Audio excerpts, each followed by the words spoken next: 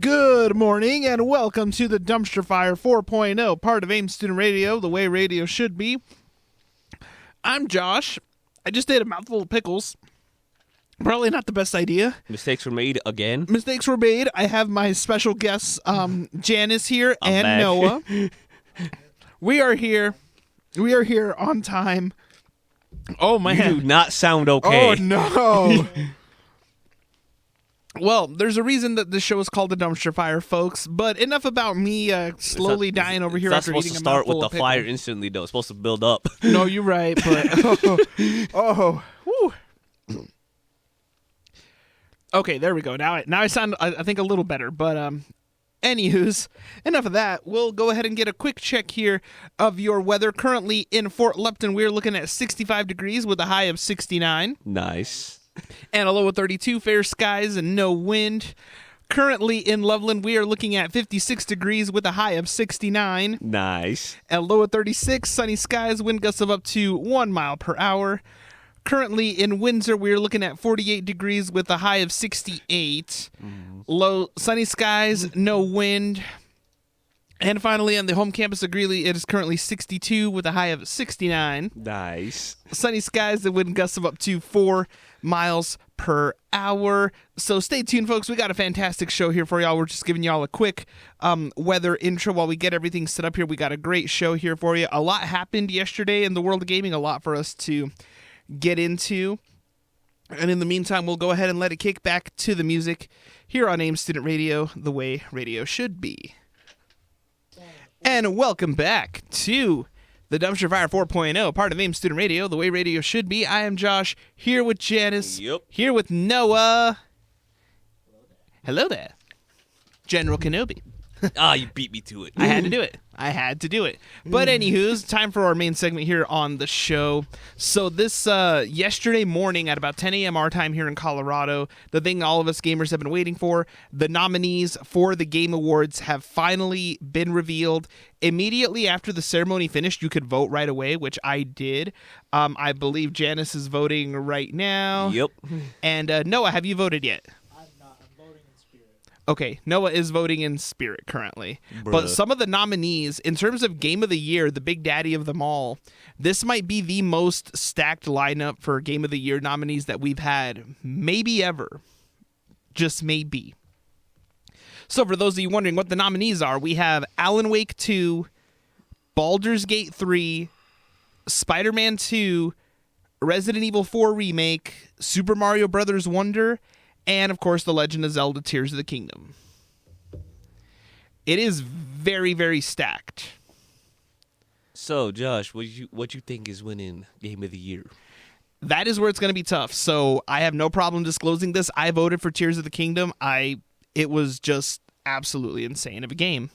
However, it is not lost on me just how much of a game changer Baldur's Gate 3 is when it comes to RPGs.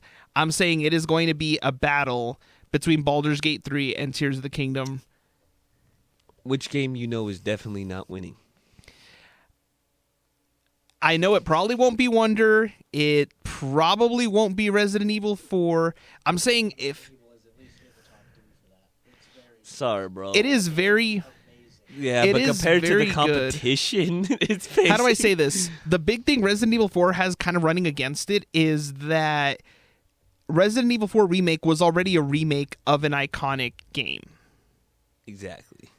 How do I say this? The source material was already iconic enough, so they did kind of get a leg up over it, and it was an incredible game. I played it day one. I actually waited for it to unlock, and then I played it, and it's amazing. I will say this, the one gripe I had with 4, there was some cut content, the cable cars. Oh, yeah, no, there... YouTube. There was a little bit of cut content, but this was a remake for a new generation of fans. Yeah. And then when Separate Ways released, Woohoo! all that cut content, Yeah. were saving. Josh?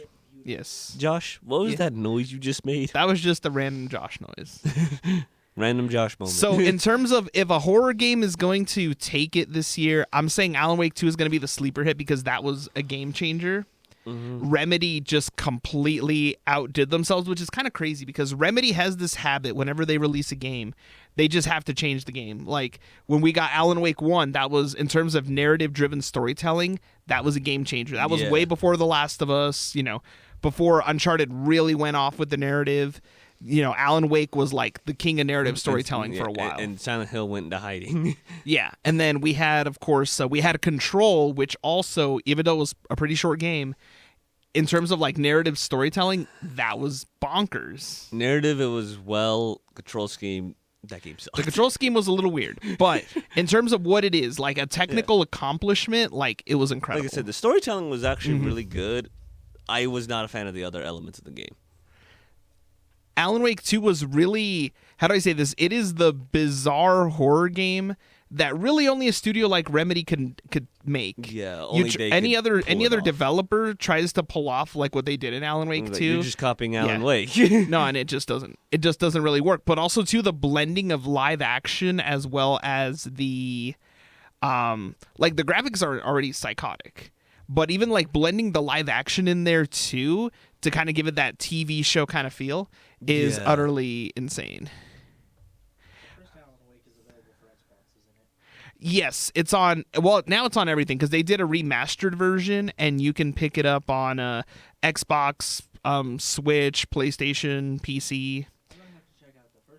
The first one's really good. The first one's really good. I got it dirt cheap on CD keys on PC. I got the complete edition with had everything, and it was like $8. The remastered version 1 month this year had it for free on PlayStation. Yeah, on Plus. PlayStation Plus they had it for free for 1 month, and I think it was 2 just to hype up the release of 2. So yeah, I bought it was around the time they started releasing footage. I bought the remaster of Alan Wake originally on Xbox, but then I got it for free on PS Plus, and then I bought the PC version because I bought the original version of the game on PC, and I maxed that out on all the settings, and it looks crazy good. So I'm like, you know what, I'm good as is. I'm not going to pick up the remaster on PC because the souped-up original version on my PC ran like beautifully. So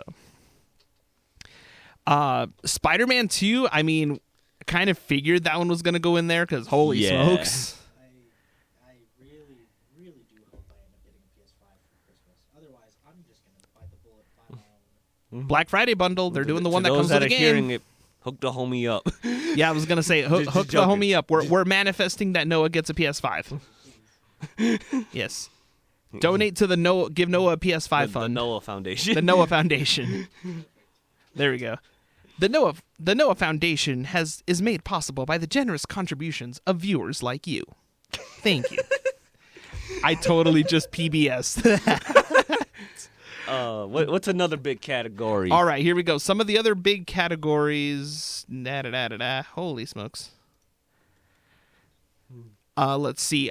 Best narrative. So this would be best storytelling. Also some solid categories in here. And it is also a very stacked field. We have Spider-Man 2, Final Fantasy 16, Cyberpunk 2077, Phantom Liberty, which I don't blame him because that story was utterly insane. Well, I know what stole your vote. Yeah, of course you did. And then Baldur's Gate 3 and Alan Wake 2. So in terms of story-driven games, holy smokes, they went hard. I mean, I voted for Phantom Liberty because... Of course you did. Yeah, I was gonna say we all know my fandom of Cyberpunk. I'm not gonna hide it. I love the Cyberpunk genre, not the game itself.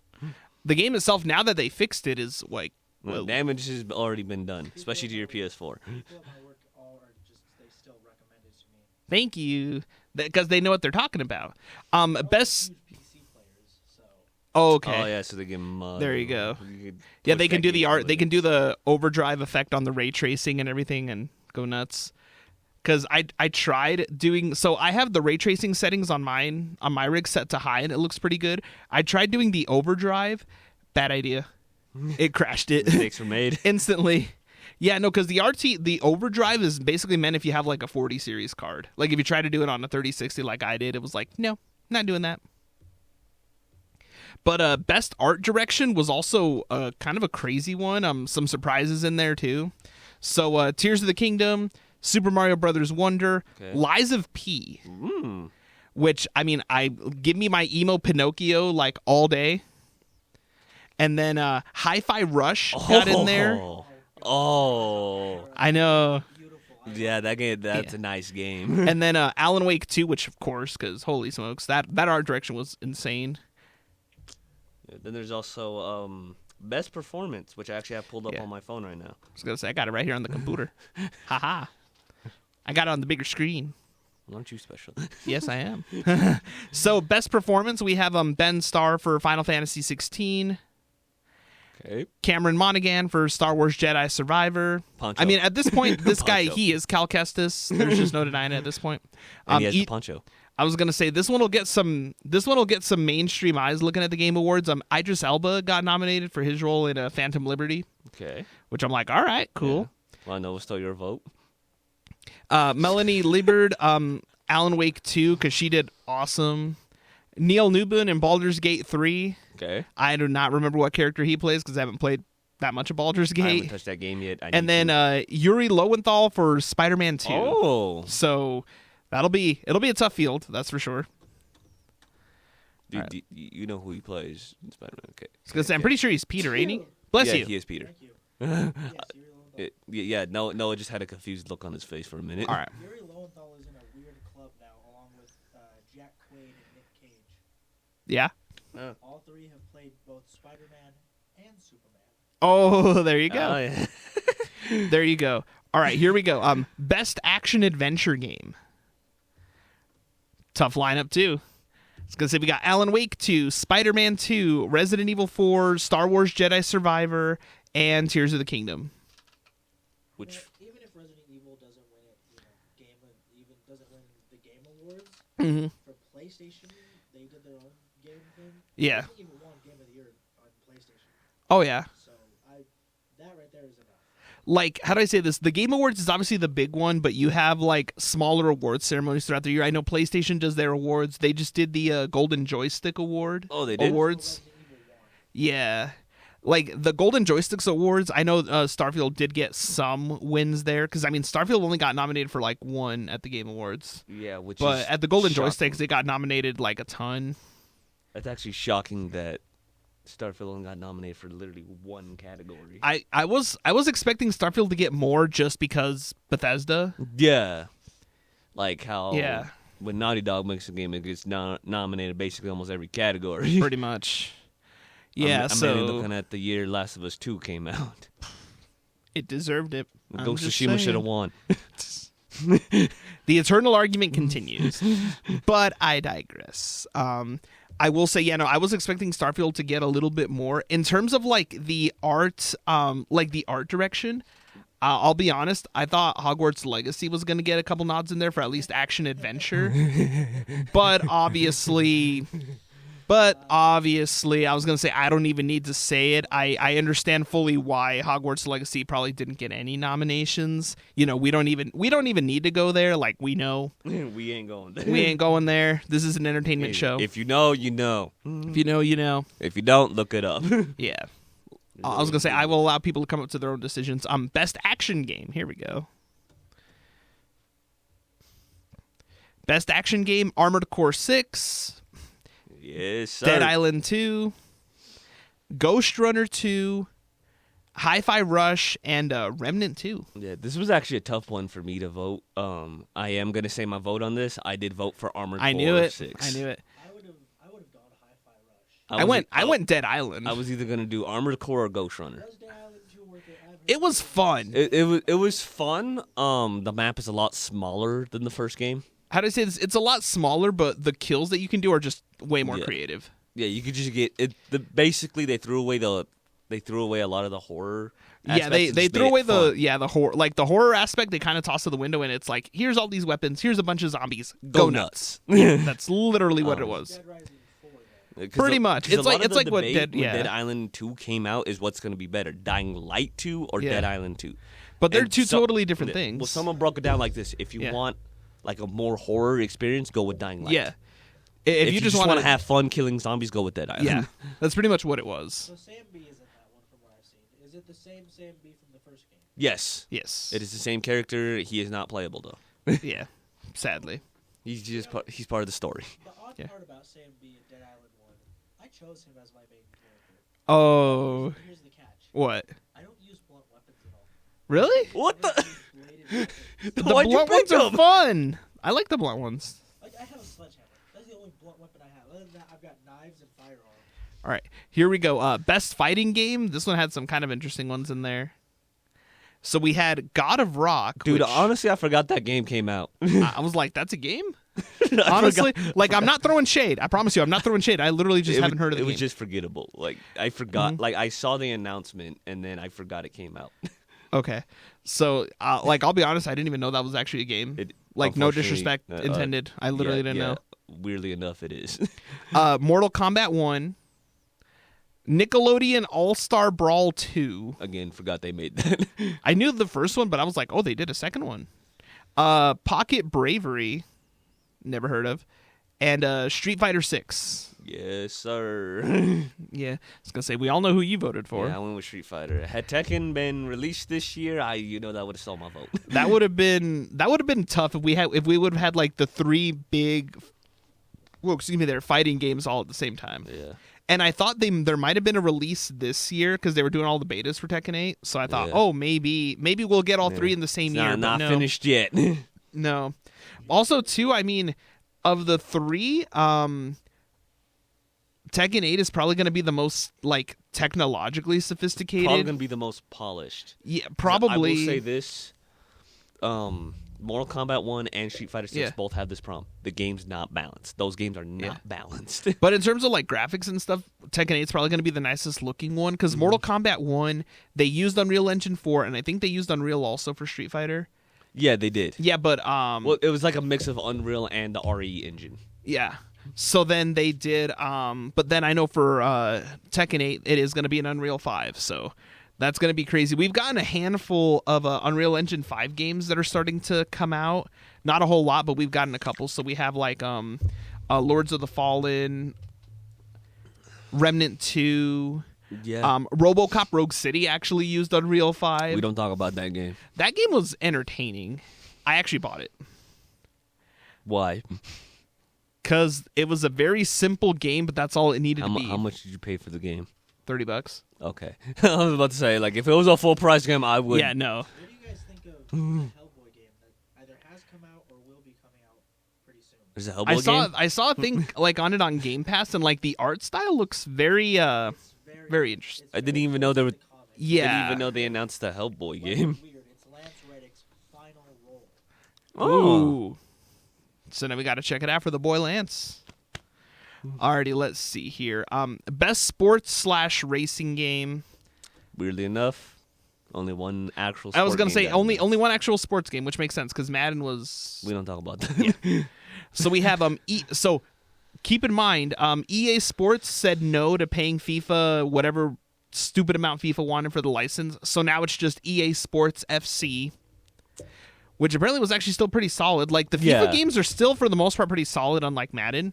The Crew Motorfest, Hot Wheels Unleashed 2 Turbocharged, which I still got to play because I played the first one and Dude, that was awesome. Honestly, that one looks like exactly the same. Yeah, I'm gonna have to look at it though because I loved the first one. It's just like a cleaner version of the first game, and I think Okay. there's just more cars. Okay, that's fine. I was gonna say the new Forza Motorsport got in there, even though I've played it and I have my own qualms with it. Mostly the progression is like painful. How painful we talking Gran Turismo painful or No, somehow they made it more painful. Because at how do you least get more painful to Gran Turismo? Gran Turismo is painful progression. because how do I say this? Because at least you get the car in Gran Turismo, and you can at least win a few races with it.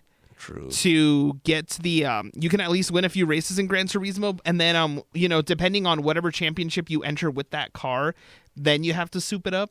True. Over and you actually here- feel satisfied earning that car. Yeah, no, here in Forza, like it gets tricky because they basically make you earn every single little piece of that car.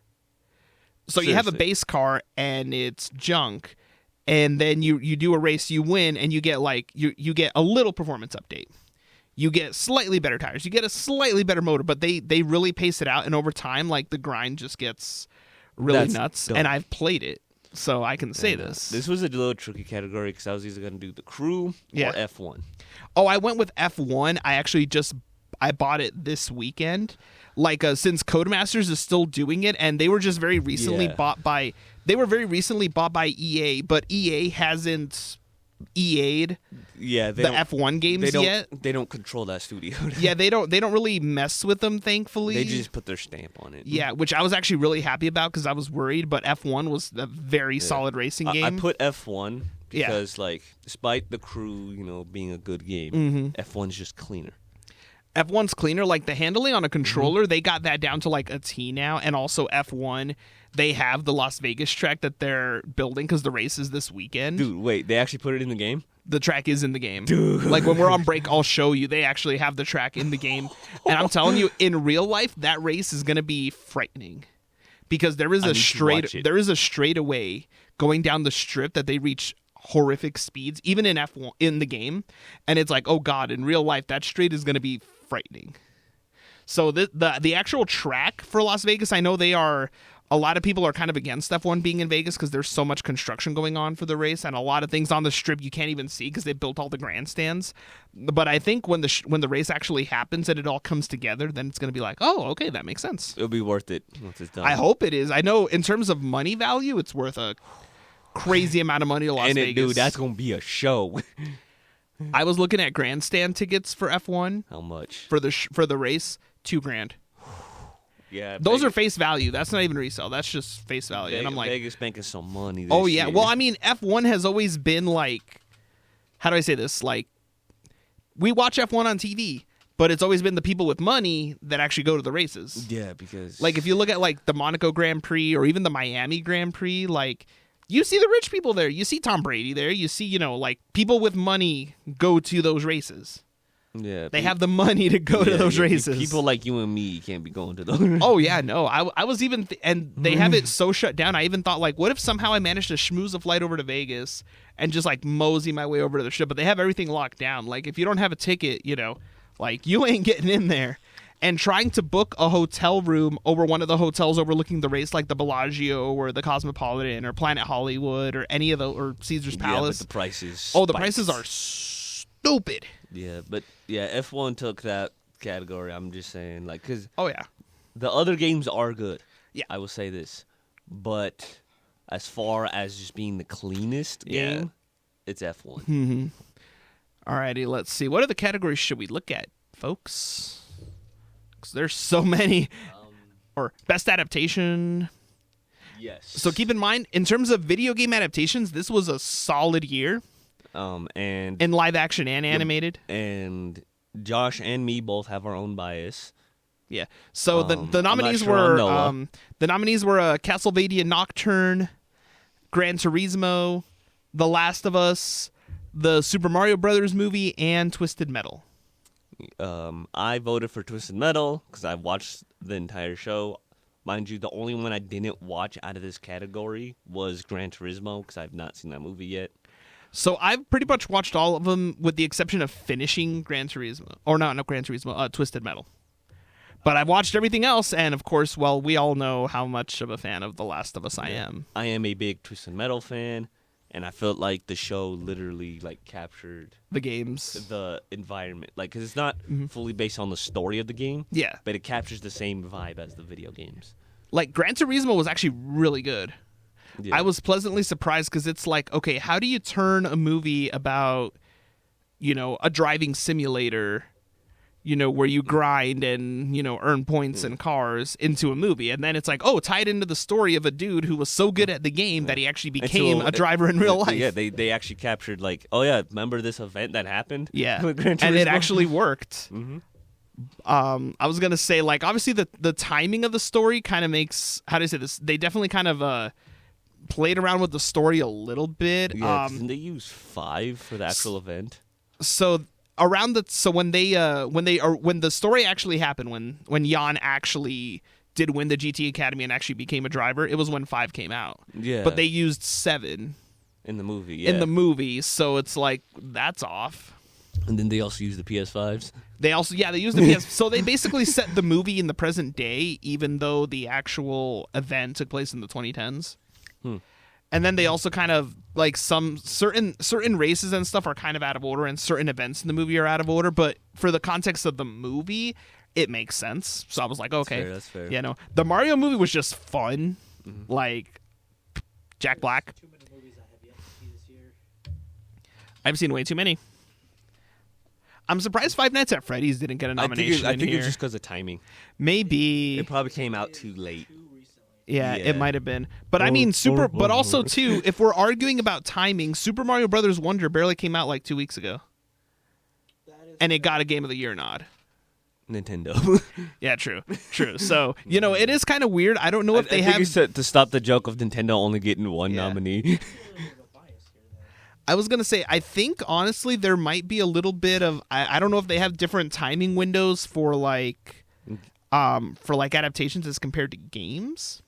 Because the same thing happened last year with like God of War Ragnarok, where it came out and then like 2 weeks later the nominees came out. Yeah, like I know there was one game that got on one of the Game Award years. Yeah, it was when Halo Infinite came out. Oh, yeah, literally the week before the nominees got announced. Yeah, and then magically Halo Infinite got put in the nominees, and everyone's like, "No, that ain't fair."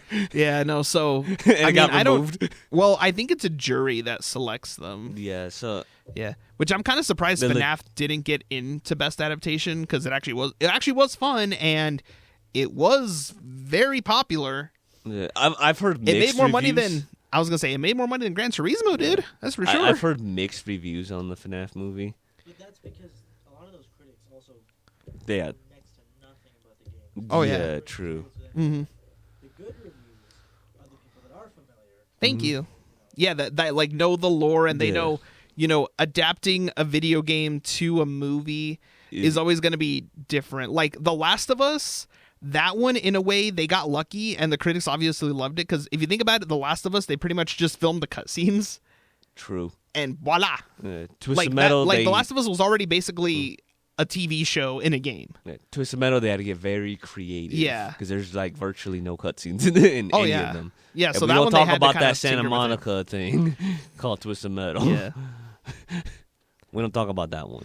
Very true, very true. The last game that was released, the IP was unfortunately, and then they tried to revive it with the Santa Monica version, and then they're like, okay, this is going back in the shed. Yeah, because you can't make Sweet Tooth our only driver option. Yeah. Part of the fun is that each car has a unique driver. So currently, so we'll look at one more and then we'll cut to a break here. Best RPG. This one might be tightly contested. So we have Baldur's Gate 3, Final Fantasy 16, Lies of P. I'm going to have to play more Lies of P. I only played about an hour or two of it. I've heard good things about Lies of P. The art style is ridiculous. Yeah, the art style is nice. Sea of Stars, which I think is also on Game Pass. I might be tripping. It might be. I'm not sure. No, and then Starfield. And this is surprisingly the only category Starfield is in. Yeah, that was kind of the shocker. Obviously, Starfield having the hype machine that it had, having the launch that it had. It was hyped all year. It was hyped all year. And for out. it to kind of get one nomination was kind of like, oh, shocking. Yeah. Because it wasn't a bad game. It's not like the game stunk. Because it really didn't. I played it. This was a very tough category for me to vote in. I honestly think if Baldur's Gate 3 would have been pushed back like a year, I think Starfield may... Just in general, I think Starfield would have gotten more nominations, but because Baldur's Gate 3 overall was just such a massive accomplishment and just such a massive game changer for what, like, not just an RPG, but what a video game could be. And unfortunately, it's gonna be crazy. Square Enix, normally I'm a big Final Fantasy fan, but I had to go Baldur's Gate 3 on this category. I love Final Fantasy. Even I voted for Baldur's Gate 3 because I get it. Like, Final Fantasy 16 was great, but Baldur's Gate 3 was just such a game changer. Yeah, just because there's so much replayability. Like, you can spend 1,000 hours in Baldur's Gate and you still won't do everything. You could spend like 10. You could spend almost 24 hours just creating your character. Oh yeah, no, I mean so many different subclasses. Like, it is absolutely insane. Like, that level of customization. Like, there's a reason it took them so long for this game to come out. Yeah, because it's been announced for like ever. Like, I've known about this game forever. Oh yeah, like with Final Fantasy 16, they obviously did. How do I say this? They grounded the story a little more, and they kind of honed it in more to how to say this. They made it more mainstream-ish. Yeah, because like they really narrowed down the scope of the story, and if we're being completely honest, they kind of took the plot of Game of Thrones and just said, "Oh, it's a video game now," which is kind of weird because that's normally not a Square Enix thing to do. No, and I mean, I do like that they pushed it as far as they did, and they went for the M rating, and like I love it for that. But how do I say this? Like, just compared to what Baldur's Gate was, like, you know, it's like I have to give credit where credit is due. Yeah, had Baldur's Gate 3 came out next year, oh yeah, Final Fantasy would have had my vote. Final Fantasy would have. Oh yeah. What are you waiting for, Noah? Of course. Oh, there you go. There you go. Which was a lot of fun. Like, holy smokes. I'm barely in the beginning of chapter 2, and I have 6.5 hours of playtime. There you go. Yeah, no, it is just like, I haven't played very many of them, but the man who erased his name. So, all right, so y'all are going to laugh. I was like, you know what? I'm going to try this game out. Because of AEW, because they're doing a tie-in promotion with Like a Dragon Gaiden. I forgot about that. Where it was weird. So they blended in footage of Like a Dragon Gaiden with like stuff from AEW matches, which made no sense at first. But then I was like, you know what? I haven't played a lot of these games. I'm going to give it a shot. And I love it. I'm like, you know what? I'm happy this was on Game Pass. I think later on, like if they're going to take it off Game Pass, then I'll actually buy it. But I actually really enjoyed for what it was. I was like, I get to beat people up. I recommend the entire series. I know they have most of it on Game Pass. Oh, all of them are on Game Pass. All of them? Yeah, the whole collection's on Game Pass. Okay. The only ones that people are iffy about, and I understand, are 3 and 4. Okay. 3 was the first Yakuza game to release for the PS3. Okay. Oh. The combat is, I will say, 0 was what finally brought the series back. Okay. 0 gained so much popularity in the West that it completely revived the series. Nice. That was, I mean, they remade the first 2. And because they remade the first 2, 0, you have to play 0 in order to replay the remakes of the first 2 because it all ties in. Okay, because I know I think they remastered like a lot of the older ones. Full circle with the order it. that you play it in would be, and this is weird because the game engines are going to change a lot as you get through the game. Mm-hmm. 0 has what was a prototype to their engine they use now, the Dragon Engine game. Yeah. Yeah. You have 0, Kiwami, which was the first one, remake of the first one. Mm-hmm. Kiwami 2 has the modern Dragon Engine, what they've been using since 2016. Yeah. Then you have 3, which is a remaster of their old engine from PlayStation 3. Mm-hmm. 4 is the same engine as 3. 5 had a new engine, kind of also similar to 0's. And then you have 6, 7, which was the 6 and 7. I will say this 6, you're going to have so much fun in 6. Yeah. The Dragon Engine, that was their first full game with the modern Dragon Engine. Mm-hmm. It's still broken to this day. Oh, dang. And from there, 7 is where it got iffy for a lot of people because that's where they went from, the open world beat 'em up, Yeah. turn-based RPG style. Oh, yeah. Oh, goodness me. About it, but after finally going and experiencing it, I love it. All right. Great. Yeah, I was gonna say I'm gonna have to check out more of these games because like I had like played little bits of them here and there, but then like when I got The Man Who Erased His Name, I was like, whoa, these are cool. The Man Who Erased His Name, it's gonna tie up, it's gonna connect some things from 7 and 8. Yeah. It's like the weird middleman. Like I had to look up some of the lore because I watched like that intro cutscene and I was like, what is going on? If you want to know anything, just come back. Well, now I know. I have your Snapchat, so now I know. Yeah. Now I know. You have the Yakuza. I have the lore expert here. My friend Jose, when we started, he was on That 5 guy. already. Dang. He was on 5 already when he got me into the games. Now he's barely on. He finished 6 a while ago. All right. Already on The Man Who Erased His Name. Nice. So we have been talking here, and it is getting close to the top of the hour, so we will go ahead and let it get back to the music here. But when we come back, we will have more to discuss, including talking about another certain game that came out this weekend that still somehow a lot of people bought. Somehow. It'll all make sense after the top of the hour. Plus, we'll end up talking probably a little bit more about a show that I went to on Friday, so that was fun. But also, we will let it get back to the music, and I'm saying but also a lot. Or I should, yeah.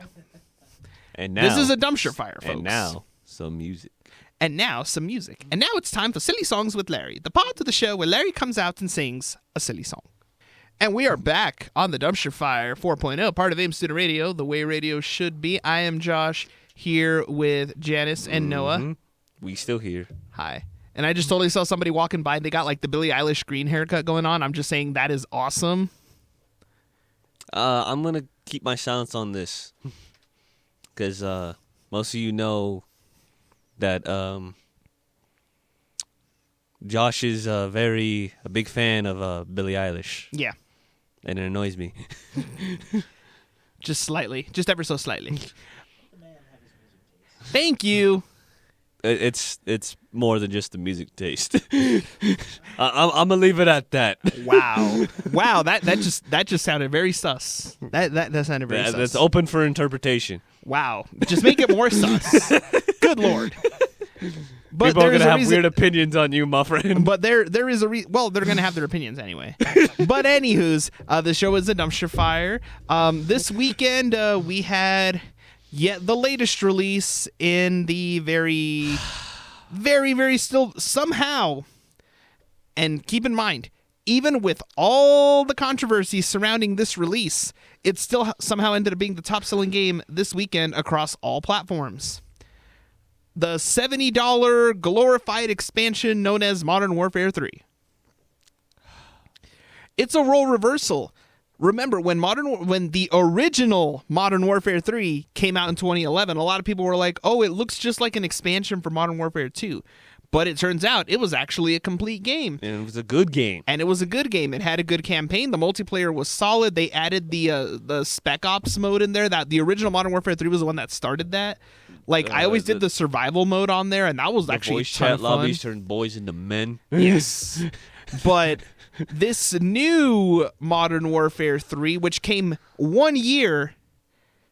Excuse me. It came 1 year after last year's Modern Warfare 2, and it was not done by Infinity Ward. Sledgehammer Games were the main head honchos on this one. Keep in mind... Sorry, getting flashbacks from Vanguard. Keep in mind, this game wasn't originally meant to be a full release. It was only given 16 months of development time because it was originally supposed to be because Modern Warfare 2 was supposed to be a 2-year game. Correct. It was supposed to be just an expansion for it. It was just going to add a little more to the campaign, a little more to the multiplayer. It was just supposed to be like a big yearly update for it, but not a full game. But somewhere along the lines, the higher-ups at Activision decided, oh, it's going to be a full game. We're going to charge $70. I think it's because of the timing when they announced it. The big hype was still going around for X-Defiant. Okay. And I think they got scared. Maybe, but also Call of Duty is such a juggernaut that even if X-Defiant did sell well, obviously Call of Duty is just a juggernaut. Well, the part that had them scared is X-Defiant was going to be a free game. True. But then X-Defiant, got delayed. It's delayed until further notice, unfortunately. Mm-hmm. But also right now, so there is a lot of controversy there. Basically, Sledgehammer Games were only given 16 months. That's about half the time that each studio gets for a mainline game. Yeah. And it very, very much shows.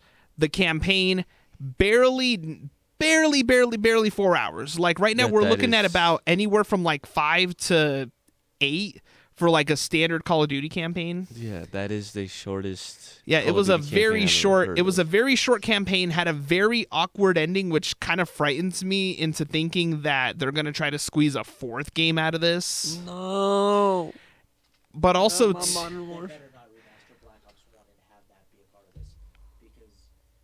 Yeah. Oh. Black Ops 1 was the release after Modern Warfare 3. It was Black Ops 2. So it was Modern Warfare 2, Black Ops 1, Modern Warfare 3, Black Ops 2. and then Black Ops 2.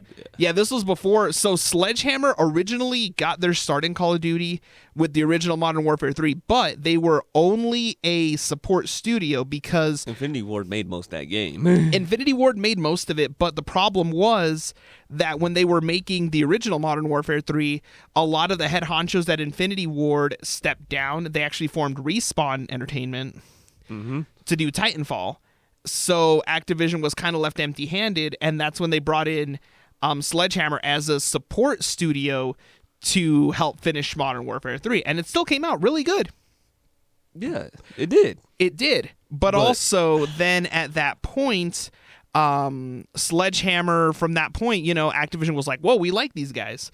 So then they started to give them their own games. So we got Advanced Warfare, which was a game. Exo-Zombies has slightly gaming qualities. Mm-hmm. So the thing with the Sledgehammer games is that all of them are always, they have their quirks about them that either people love them or they hate them. So we obviously got Advanced Warfare, we got World War II from them, we got Vanguard. We don't talk about that. And now we got Modern Warfare 3. Or I should say, sorry, the new Modern Warfare 3. It is Modern still Warfare very confusing. 2023. It is still very confusing that we have two trilogies and all the games have the same names. Yeah, no. So it is a bit of a bummer. I myself I haven't bought it yet. I'm probably not going to, just because I'm not going to pay $70. That's for sure. For a glorified update? Yeah, no. Yeah. And then also, too, with the campaign, they tried to, and I think this was their way of trying to make up for the lost development, or the development time that they never got, because they basically tried to shoehorn in elements of the multiplayer and Warzone into Modern Warfare 3 to like pad the missions. So you have your standard, single player blockbuster missions that you have in all your Call of Duty games, but then they have and at first on paper it sounded really good. They were trying to do like open world missions to a point where you had your objective kind of like Warzone, but you got to choose how you were going to approach it. Oh, so they took the concept of the mission alone in MW2. Yeah. No, but even more and because expanded on it. Yeah, but they did even more with it, because it's like, oh, you can go soft, you can go loud. You can fly in, you cannot. So they really tried to basically do like the Warzone thing in Modern Warfare 3, but a lot of it feels like they were doing it to try to pad now that we've seen the game, it feels like they really did it just to try to pad like the apologies, I can't talk today.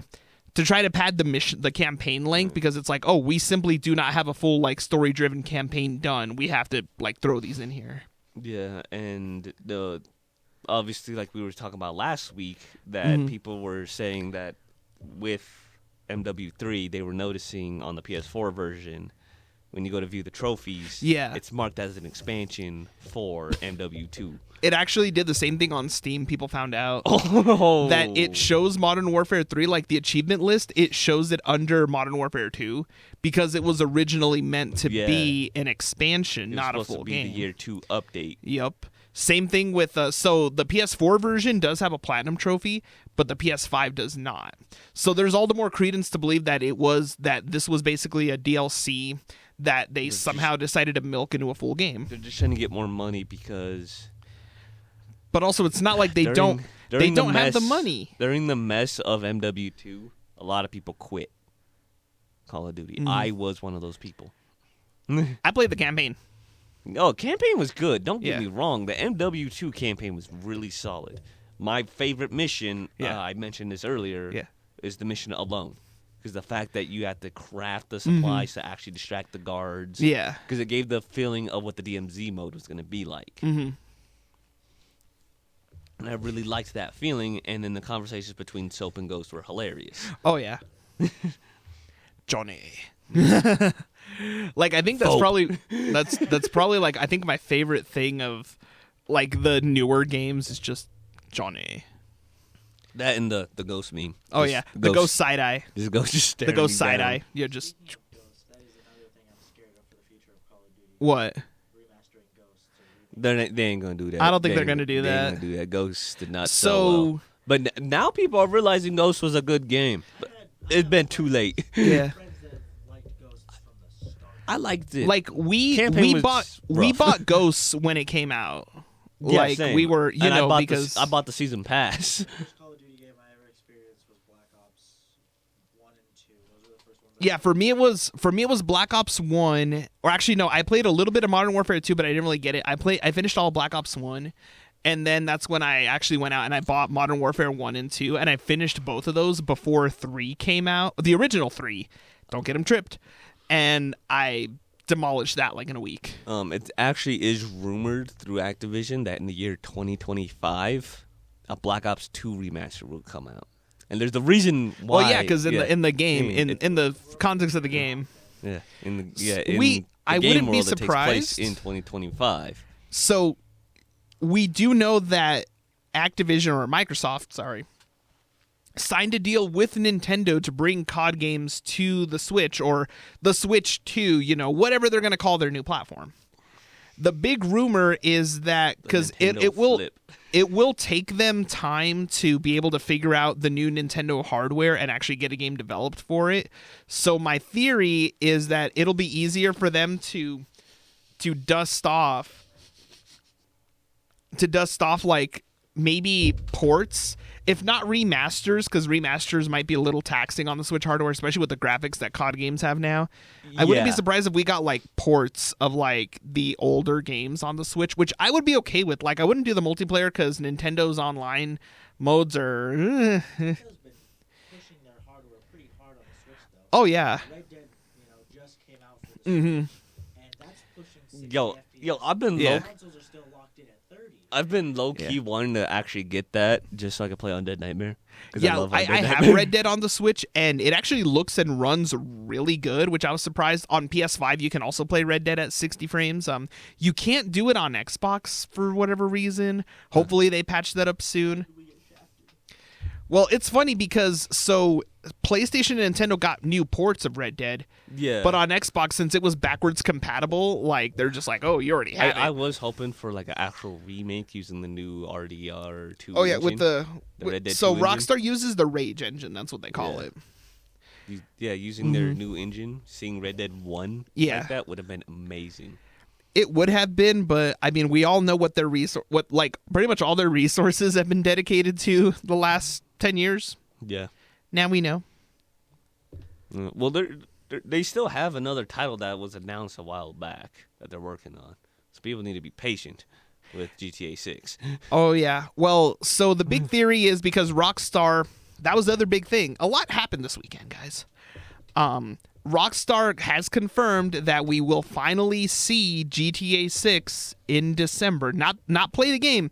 We're finally going to get a reveal. Besides everything that's already been leaked. Yeah. A lot of people are also, what is the word? I just had the word in my head. Word. Use your brain, Noah. The actor for Michael has made some... Oh, yeah. So, like, there's so many leaks out there, or quote-unquote leaks, because it's hard to tell leaks, what are rumors. real, like what's real and what's not. Like, how much of it is actually real and how much of it is Rockstar deliberately letting get out that's not, like, true, just to throw people off. Rockstar likes playing mind games. Rockstar likes to mess around with people, that's for sure. They got jokes. They do got jokes. But the rumor is we are getting a trailer in December. They haven't said when in December, so the big theory is the Game Awards, which makes sense. Like the timing. Like timing wise, that's obviously the center of the gaming world is going to be there that night. Mm-hmm. Honestly, I would say don't do it at the beginning because everybody will just tune out. I'm saying wait for the end. Wait until like even after they do game of the year to do like, oh, we have one final reveal because they do so many world premiere trailers during the Game Awards. Like, it's not even funny anymore how much they do. Speaking of world premieres, do you think Konami will show up and release something Silent Hill related? It's either going to be Silent Hill or Metal Gear. Because we got the in-engine look at the remake for Snake Eater. So, maybe Silent Hill. But I'm just saying, if Rockstar wants to make a big splash at the Game Awards, I'm just saying wait till after Game of the Year and then just have Jeff Keighley come out and we have one more trailer for y'all. Because those of you that don't no, Rockstar did announce another title a while back, and that it's a new Midnight Club game. That's going to take a while. Yeah. I am not kidding, Noah. Well, we know that Rockstar may be back on the track of releasing a lot of games again just because but we are not getting Bully 2. Sorry, people. Yeah, no, probably not that one. Weren't we getting Bully 2 here soon? No. Well, because I remember there was even like I think a prototype of Bully 2. Like there were people working on it. There was also that Game Informer leak. Yeah, there was the Game Informer leak, and then it kind of just disappeared. So we don't know yet, but also I think also given today's climate, I don't think we could actually get a Bully 2. Yeah, no. Not in today's world. But they push it with GTA. Remedy did confirm that the Max Payne 1 and 2 remakes, they said they are quote unquote ready for production, which is like which doesn't make any, like, how do I say this? That's a really bizarre choice of words. Cuz they're not saying it went gold. They're not saying that they're in development, just that they're ready for production, which means what? You know? Greenlit, probably? Like, well, they've been greenlit forever. They've been working on them. But how do I say this? It's just maybe very unusual wording. It could be like it's like the game's done. They just have to wait for all the approval and stuff so they can actually release the game and do the official announcements. Possibly. But like it's very strange words. Like you definitely would love a remaster of the first one, because the first Max Payne. Well, they're remaking 1 and 2. That's still dope. Yeah. I mean, how do I say this? I just think that it's just really weird wording, because typically for most games, like, we get like, oh, this game is in development. You know, we know, okay, they're making it. Yeah, in development. When they say, oh, it's gone gold, that means the game is done. They're actually putting it on discs, you know, and it's ready to go. But like saying like they are ready for production, it's very weird wording. Yeah, that's strange. Yeah, it is bizarre. So it's just like, or are they just going to do like a surprise release and just be like, hey guys, you know, which I don't know. I mean, Rockstar could announce multiple things at the Game Awards. We don't know. We simply don't know. We know for sure we're getting a GTA 6 trailer next month. Mm-hmm. We just don't know when. Yeah, and we don't know what else Rockstar's cooking. We don't know what else. Rockstar is playing. Yeah, the two companies that like to play games with us, Konami and Rockstar. Because Rockstar, they troll us sometimes. We think we get leaks, and turns out it's not a leak. And then they really pull the ha-ha funny on us. And Konami, they don't like to talk. Konami stays quiet until the end, and then it's like, oh, hey, we're doing this. Oh, yeah, we're making another Silent Hill. Mm-hmm. So we know for sure... like, there have been updates to the Steam page for the Silent Hill 2 remake, which are kind of hinting at, well, excuse me there. What kind of updates? At a next year, like, how do I say this?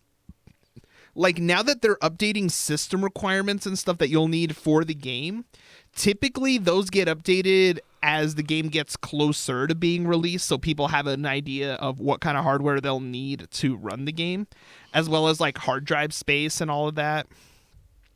So typically when you see those start changing around, because typically when a game gets announced and it's like, oh, you can wishlist it or whatever, they kind of give you like a very brief like system requirements thing, and they're just estimates at that point. But then when you see them get updated closer to release, that's when you realize like, oh, okay, they're getting, you know, closer to the game going gold, or maybe the game has gone gold and they just haven't announced it yet. A lot like Tekken 8, where they kind of tell you like, oh, you're going to need this much space, you're going to need this CPU, this GPU to play this. We're not going to give you an actual price on anything. We're not going to reveal anything yet. Yeah, no. We'll simply list it in the store. Mm-hmm. Mm-hmm. Yeah. So it is. So that's kind of a thing. I wouldn't be surprised if Konami, like, I don't think they'll release them at the same time. I think they'll do one at the beginning of the year and one at the end. I'm thinking Silent Hill will probably come out first. I'm thinking like beginning of the year. Silent Hill 2? Yeah. And then the Snake Eater remake will probably be later in the year. Because I know the first thing Konami's doing is the Silent Hill Ascension, which is the whole weird interactive So I think to cash in on that hype, they'll probably release Silent Hill 2 remake around that time or a little bit after to like cash in on that hype. And then with Metal Gear, my guess is they're probably...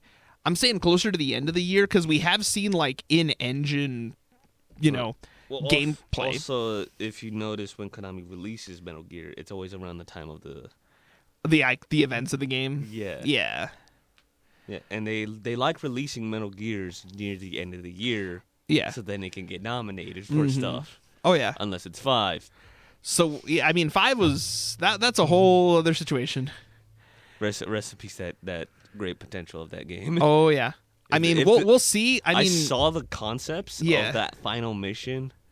Had the game been finished, that would have been Game of the Year. Oh yeah, but also Konami, I mean, they are working on patching up the Master Collection because it had some issues, especially with one. Like with Solid one or the OG? Solid one. Okay, I'm like, no, Solid one had issues because this collection was kind of a weird. It's a weird way they put it together. So they did like different ports of like the older games, like the old MSX games. Mm-hmm. They used the HD edition ports that they did for the 360 and and PS3 of 2 and 3 to for the 2 and 3 in the Master Collection. But they just used straight up emulation for Solid 1. And it was for all the, because it comes with literally all the versions of Solid 1. So you get Integral and all those. That's funny. But the problem is with the emulation was, and this may have even been Konami's intention, the emulation was so 1-to-1 that it didn't actually improve anything there. Bruh. The only thing they did is they changed like the button layouts. So like instead of saying press start button, they'll say, press, whatever button on the Xbox. Or whatever console you're playing on. Yeah. Like they changed that, and then like some of the voice dialogue, like it'll be like, oh, press this, like when you're interacting like with the kernel and stuff. So they updated those. I did realize something though. Mm-hmm. So with Solid 1, there's a section when you have to call Meryl. Yeah. Most people are gonna have to look up that code. I think they have it included in there. Okay, because in the original version of the game, yeah, you had to look it up. You had to actually look at the back of the case. Yeah, I think they figured out a way to get around that somehow in the collection. But also, it is kind of crazy because with that emulation being so like 1-to-1, the wobbly textures remained. It still renders at 240p, which when you blow it up onto a 1080 or a 4K screen, eek. That's all I'm gonna say. Just eek. We really need a Solid 1 remake. Yeah, or at least like, it's a little bit of a bummer when you have like people that have modded the original PS1 code to make Solid 1 run at like 4K and 60 frames, and actually get rid of the wobbly textures. Or even in Solid 4 when you're having the memory of Solid 1. Oh yeah, so clean. Exactly. Like, how do I say this? Like, Konami, you can kind of tell they kind of put it together kind of on the cheap. I mean, they are working to fix it, so I will give them that. But it is kind of tricky because if their intent was to preserve the games in their original state, well, they might have done too good a job because they preserved them so well that it's like, oh, but they kind of run kind of junky on new hardware. On modern technology. Yeah. So we'll see what they do. Yeah. And don't even think about using AutoFire or I'll know. But what if I want to? I'll know. Of course you'll know. Yeah. Whew. Hopefully you Metal Gear fans got that reference. Right? I was going to say, but yeah, it's just been a crazy weekend. I mean, this Friday, me, my dad, my brother, we all went to go see El Tri. You and the familia. Me and the familia. We went to the Stampede in Aurora. And the Stampede, it is crazy. So the Stampede is like this nightclubby place. It's like, I don't know what they call it now, but it used to be called the Whiskey River over by like Garden City. Yeah. And I think it's like Botas or something. It's got a different name now. It has a weird name. But I know it's still there. But anyways, it's a venue about that size. Oh, okay. It's not very big.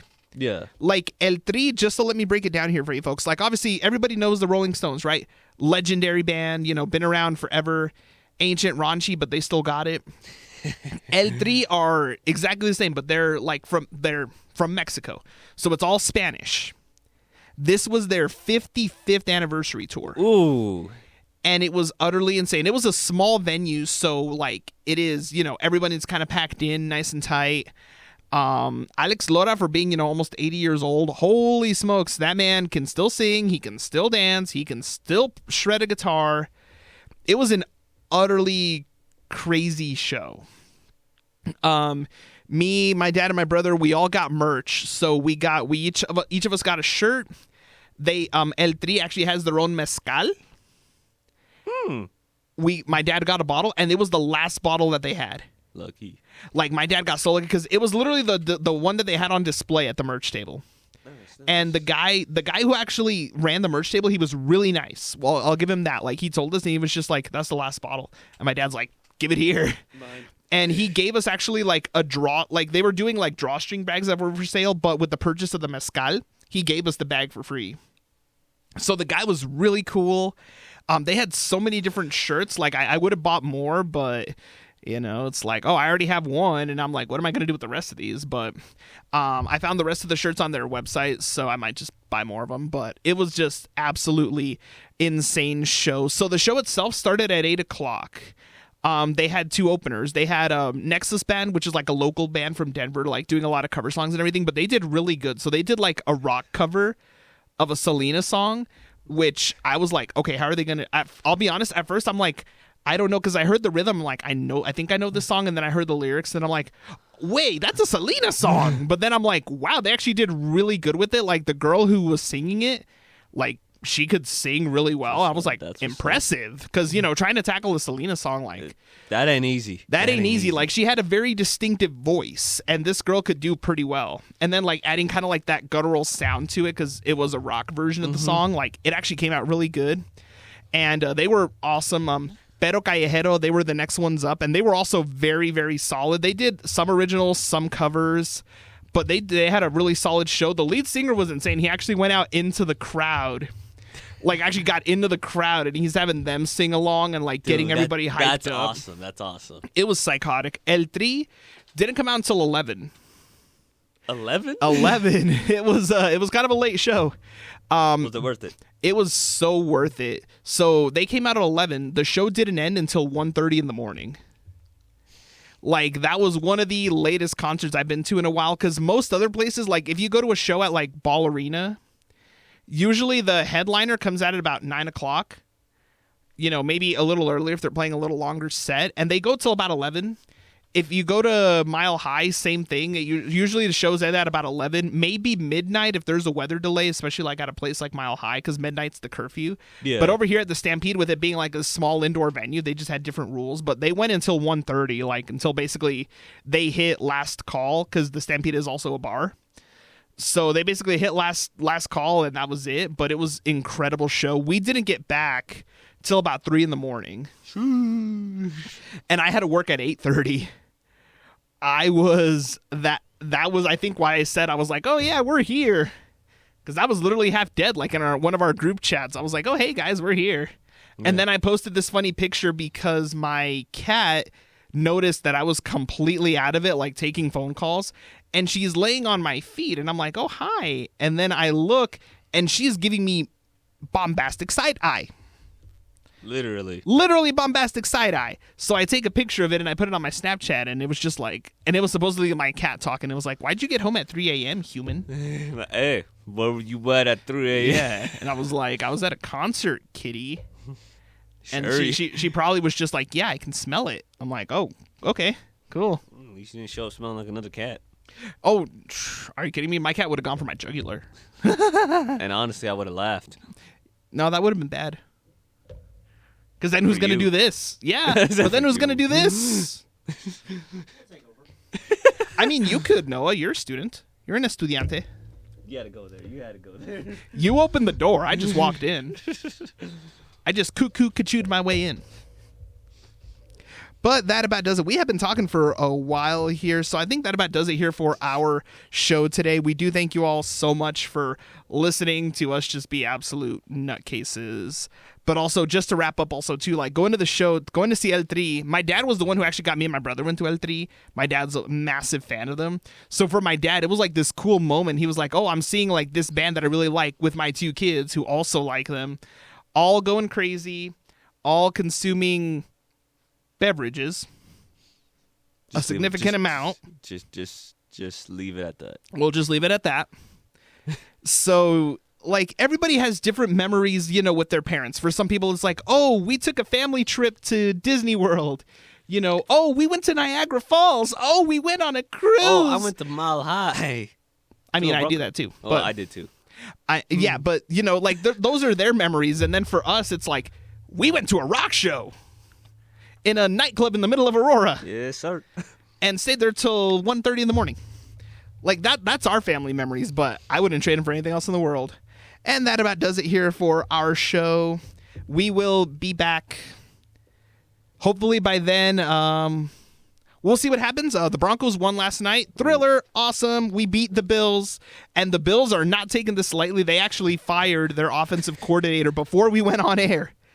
That's bad. Yeah. And Cowboys still can't beat a real team. Oh, for the record, Janice said that, not me. Come on, man. Janice was just running for his life. Well, we always end the show. We always end the show on a zinger. We always end the show on a zinger here on air, folks, but we will let it kick back to the music. Stay safe out there. Enjoy the lovely weather while we can. And always remember,